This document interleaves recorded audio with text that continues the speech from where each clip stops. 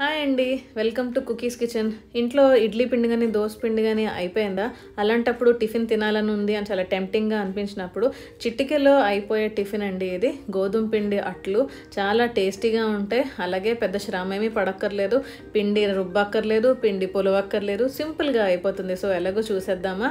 So ముందుగా మనం ఇక్కడ ఒక గిన్నె తీసుకొని అందులో 2 కప్పులు గోధుమ పిండి వేసుకోవాలండి. గోధుమ పిండి వేసుకున్న తర్వాత చక్కగా చిటికెడు ఉప్పు వేసుకోవాలి.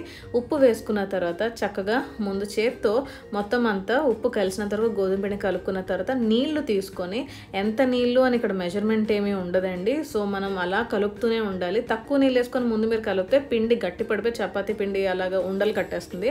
సో అలా కాకుండా అలాగ కొద్ది కొద్దిగా నీళ్లు వేసుకుంటూ అలా కలుపుకుంటూ ఉండాలి. ఉండలు లేకుండా కలుపుకున్న తర్వాత ఒక నిమిషంన్నర తర్వాత మీకు చక్కగా ఇలాగా స్మూత్గా సాఫ్ట్గా వస్తుంది.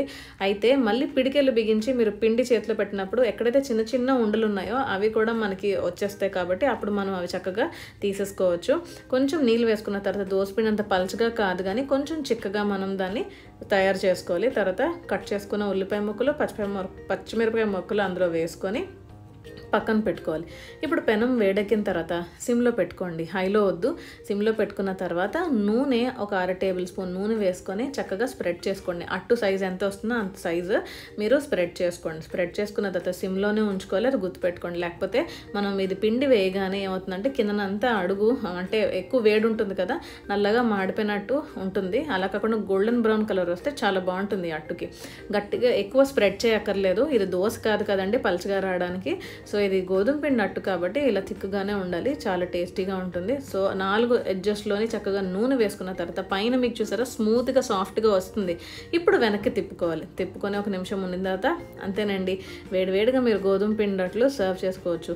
ఎడ్జెస్లో కరకరలాడుతూ సెంటర్లో చాలా స్మూత్గా సాఫ్ట్గా ఉంటూ గోల్డెన్ బ్రౌన్ కలర్లో చూసారా ఎంత టేస్టీగా టెంప్టింగ్గా ఉన్నదో. చక్కగా అప్పటికప్పుడు అయిపోయే టమాటా చట్నీతో కానీ మీరు సర్వ్ చేసుకున్నారంటే super taste. Tiffin idli dosa అని మిస్ అవుతున్నానన్న ఫీలింగ్ లేకుండా చక్కగా మీరు ఒక 4-5 అయితే ఈజీగా వేడివేడిగా లాయించేస్తారు. సో ఇంకా లేట్ ఎందుకు, ట్రై చేయండి. ఛానల్ సబ్స్క్రైబ్ చేసుకోవడం మర్చిపోవద్దు. Thank you.